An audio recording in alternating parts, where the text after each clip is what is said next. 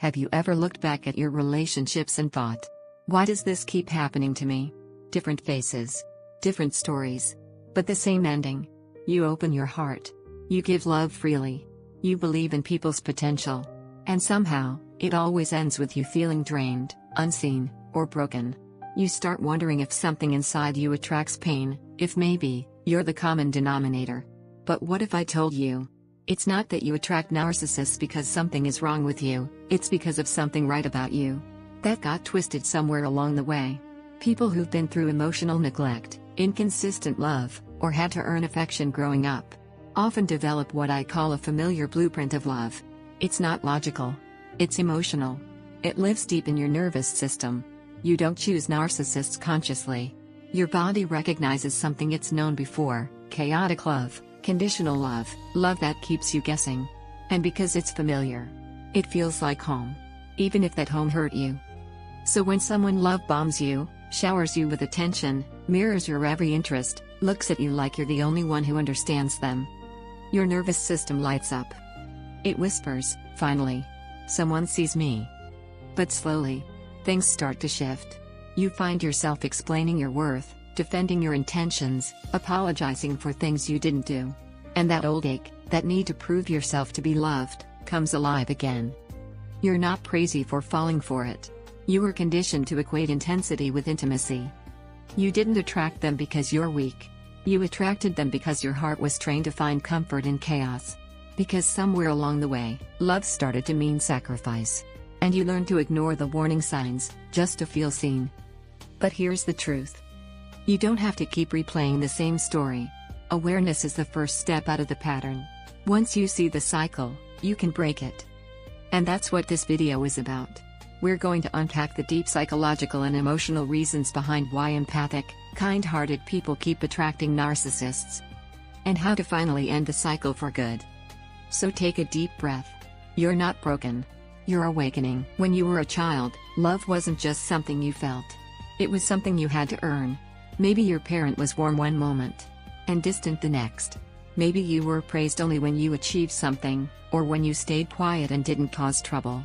Maybe you learned that love comes with conditions, that to be loved, you have to be good, helpful, selfless. And when that's the love you grew up with, your brain and body learned a dangerous lesson, that inconsistency equals connection. So as an adult, when you meet someone who's unpredictable, when they pull you close and then push you away, something inside of you wakes up. It feels like chemistry, that spark, that pull, that intensity. But what's really happening is recognition. Your body says, I know this pattern. It feels familiar. Therefore, it feels safe, even if it's slowly destroying you. Children who grow up with emotionally unavailable or self-centered caregivers often develop what's called an anxious attachment. You crave closeness, but you fear abandonment. You feel safest when you're fixing, pleasing, or earning love. That same attachment style is what narcissists are magnetized to, because it keeps the focus on them. They sense that you'll overextend yourself, overlook their flaws, and stay loyal even when they hurt you. It's not about weakness. It's about wiring. You were programmed to chase love instead of receive it. A narcissist feels powerful when they control connection. And you, as someone who grew up managing emotions for others, feel safe when you can calm chaos. That's the unconscious dance, the rescuer and the taker. The empath and the narcissist. But here's the truth no one told you as a child: you are not responsible for earning love. You are worthy of peace, not tension. Of safety, not performance. And the moment you stop trying to fix the emotionally unavailable, you begin healing the part of you that believes love must be earned through suffering. This is why awareness hurts at first. Because it means realizing that your idea of love was built on survival. But once you see that, you stop blaming yourself for being too forgiving or too sensitive. You start understanding that you were trained to survive emotional neglect, and now, you're learning what healthy love really feels like. It's calm. It's consistent. And at first, it might even feel boring. But that boredom is actually peace, the kind of peace you've never known before. This is how the cycle starts to end, not by hating narcissists, but by healing the version of you that kept mistaking chaos for connection. And in the next part, we'll go even deeper. Because now that you understand the roots, you need to see how the pattern plays out, step by step, from the love bombing to the trauma bond. That's where you'll start recognizing your triggers. and taking your power back, piece by piece. When you first meet a narcissist, it doesn't feel toxic. It feels like fate. They study you, the way you speak, the way you love, the way you feel. And within days, they mirror you so perfectly that you begin to believe you've met your soulmate. They say the right words.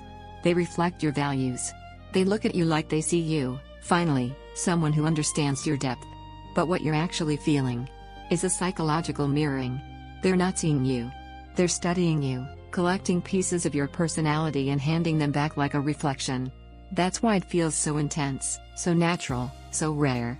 It's not a bond. It's a trap.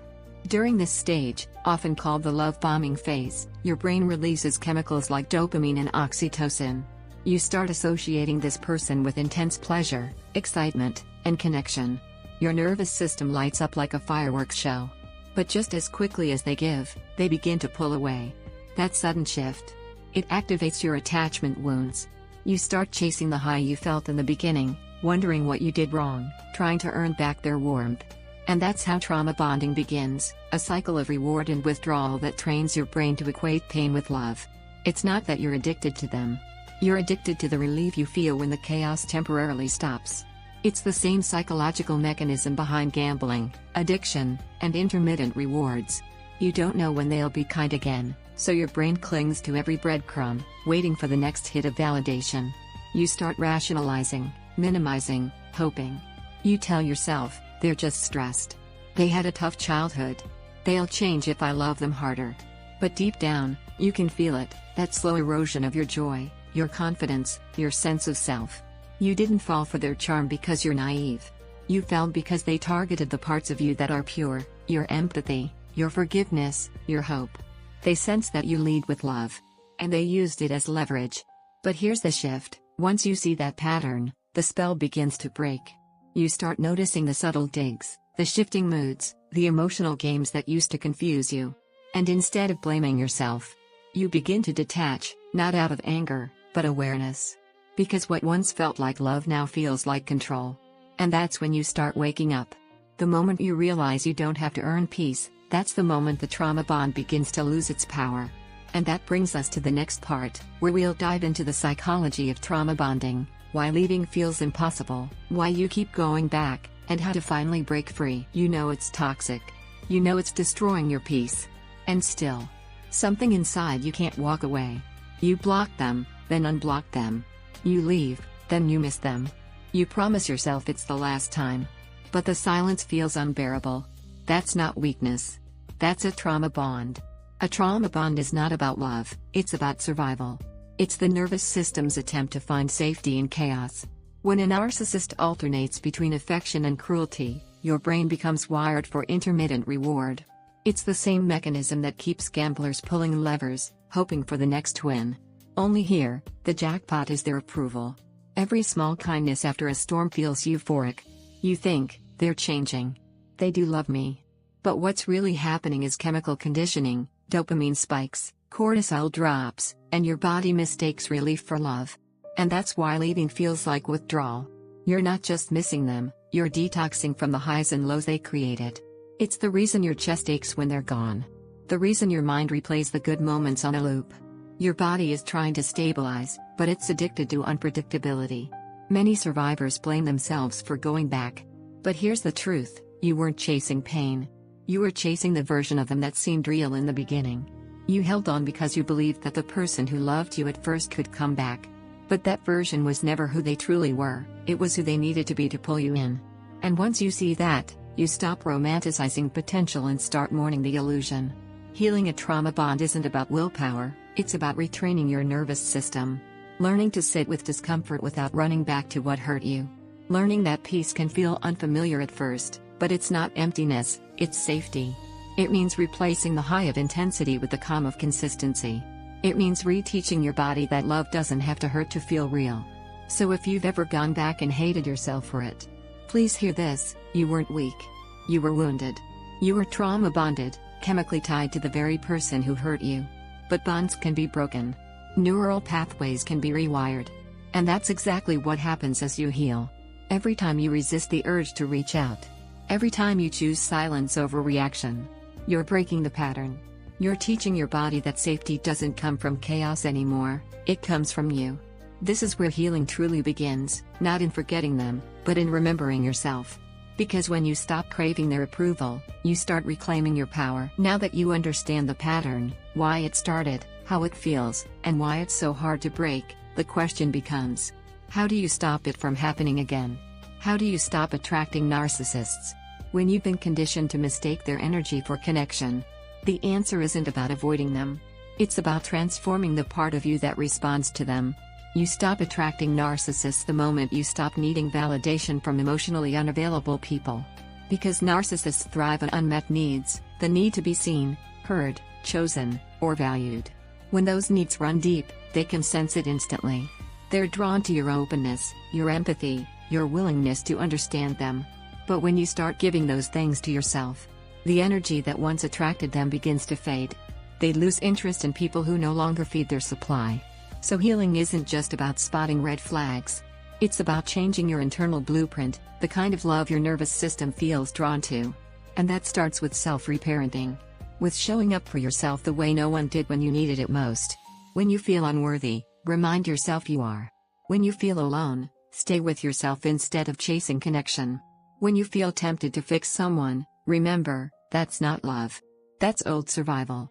Setting boundaries is another key shift. At first, it feels harsh. Especially if you grew up believing that kindness means tolerance. But boundaries aren't walls, they're filters. They let in what's healthy and keep out what's harmful. You start saying no without guilt. You stop over-explaining. You stop trying to convince people to treat you right. Because you've realized, the people who truly value you don't need convincing. And here's the most powerful part: as you raise your standards, your world gets quieter. The narcissists lose access. The drama fades. But the peace that follows will feel unfamiliar, even lonely at first. That's your nervous system learning a new rhythm. It's you detoxing from adrenaline-based relationships. And that silence is actually your healing speaking. Soon, the kind of people you attract begin to change. You'll start recognizing calm as attractive, consistency as exciting, and respect as the bare minimum. That's when you know you've broken the pattern, when your heart no longer craves chaos, and your peace becomes non-negotiable. This is how you stop attracting narcissists, by becoming so grounded in your own worth that manipulation no longer feels magnetic. You stop chasing love, and start allowing it to find you. You've seen the pattern. You've understood the roots. And now, it's time to heal. Healing after narcissistic abuse isn't just about avoiding another narcissist, it's about coming home to yourself. Because somewhere along the way, you stopped trusting your own perception. You learned to question your reality, your intuition, your worth. And the most powerful part of recovery is remembering that you were right all along. Every time you felt confused, that was your intuition trying to speak. Every time you felt small, that was your body saying, "This isn't love." You didn't imagine it. You just got used to ignoring your inner voice to keep the peace.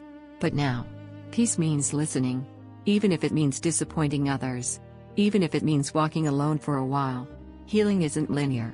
Some days you'll feel strong, other days, you'll miss the illusion. That's okay. Healing doesn't mean you never look back. It means that every time you do, you understand a little more, and you blame yourself a little less. You start to forgive yourself for not knowing better, because how could you, when chaos was disguised as care? Little by little, you begin to trust yourself again. You start making decisions that honor your peace. You stop explaining your boundaries. You stop overgiving. You stop proving. And instead, you start being. You notice how calm feels in your body. How peace no longer feels like emptiness. How self-love isn't loud, it's quiet, steady, and safe.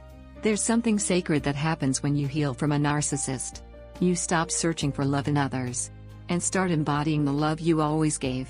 The same heart that was used and misunderstood becomes your greatest strength, because it's no longer desperate to be chosen. It already knows its worth. You will love again. But next time, it won't be from emptiness or fear. It will be from fullness. From calm. From self-trust. Because you're not who you were when they found you. You're wiser now. Softer, but stronger. And you'll never abandon yourself again to be loved by someone else. You're not broken. You were never too much. You just loved deeply in places that didn't know how to love you back. But now, you do. So keep choosing yourself. Keep choosing peace. And remember, healing isn't becoming someone new. It's remembering who you were before the world taught you to doubt it. If this spoke to your heart, subscribe, and stay with me. Because your healing isn't just about recovery, it's about rebirth. Let's keep walking this path together, one truth, one boundary, one moment of peace at a time.